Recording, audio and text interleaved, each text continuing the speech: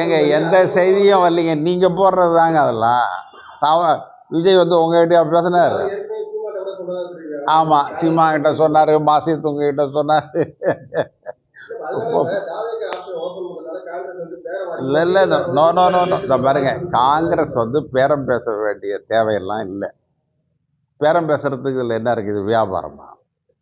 திமுக எங்களுடைய தோழமை கட்சி, எங்களுடைய நண்பர்கள், அவங்க சிறந்த ஆட்சி செய்கிறாங்க, மாற்று கருத்து இல்லை. அதுவும் குறிப்பாக ஸ்டாலினை பொறுத்தவரை நாங்கள் மற்றவர்களை விட அவரை நேசிக்கிறோம், மதிக்கிறோம், விரும்புகிறோம், எல்லாம் சரி. ஆனால் அதற்காக எங்களுடைய இயக்கம் கீழே போகிறத நாங்கள் விரும்பலை. அது வந்து மிக உறுதியான கருத்து. அது எங்கள் இயக்கம் கீழே போயிட நாங்கள் விரும்பலை. எங்கள் இயக்கம் மேலே வரணும், அதிகாரம் வேணும். அதிகாரம் இல்லாத இடத்துல வளர்ச்சி இருக்காது. நாம் எல்லோரும் நண்பர்கள். ஒருவருக்கு மட்டுமே நல்ல ஆடை இருக்கிறது, மற்றவர்களுக்கு ஆடையே இல்லை என்றால் எனக்கும் அதை போல ஒரு நல்ல ஆடை கொடு என்று சொன்னால் அது தப்பா? அவருடைய ஆடையை நாம் பறித்து கொள்கிறோம் என்பது அதற்கு பொருளா? அதெல்லாம் கிடையாது. அவர் தான் எங்களில் மூத்தவர், முன்னுரிமை மிக்கவர். அவர் தலைமையை நாங்கள் தமிழகத்தில் விரும்புகிறோம். ஆனால் காங்கிரஸிற்கும் அதிகார பங்கு வேண்டும், அதிக இடங்கள் வேண்டுங்கிறதுல மாற்று கருத்தே கிடையாது. 100க்கு 100% செயல் வீரர்கள் அதை விரும்புகிறார்கள்.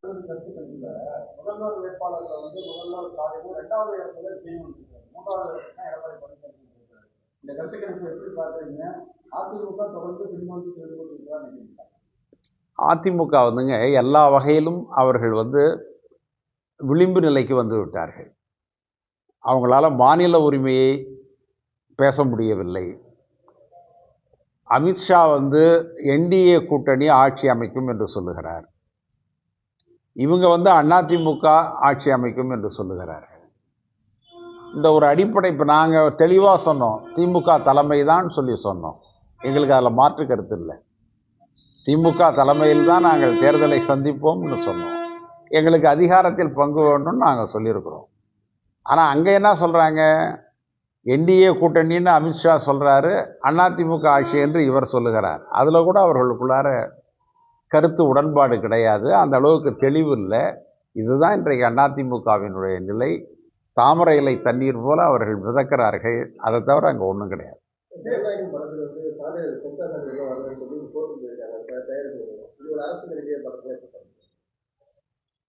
எனக்கு வந்து அந்த விவரம் சட்ட ரீதியாக எனக்கு தெரியல. அப்படி கொடுக்கலன்னா அது ரொம்ப தப்பு. அது இன்னும் கடுமையான பின்விளைவுகளை ஏற்படுத்தும். அந்த படத்துக்கு ஏன் கொடுக்கலங்கிறத விளக்கம் தெரிஞ்சதுன்னா நம்ம சொல்லலாம். எனக்கு அது தெரியல. அப்படி அதில் உள்நோக்கம் இருந்தால் அது தவறு.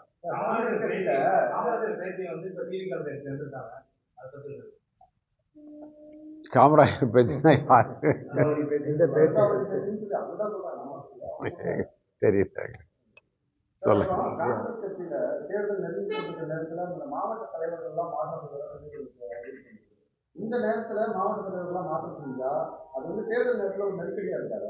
இல்லை, இந்தியா முழுவதும் நடைபெறுகிற ஒரு நடைமுறை அது. அது தமிழ்நாட்டில் மட்டும் செய்யலை, இந்தியாவில் பல மாநிலங்களில் செஞ்சுருக்கிறாங்க.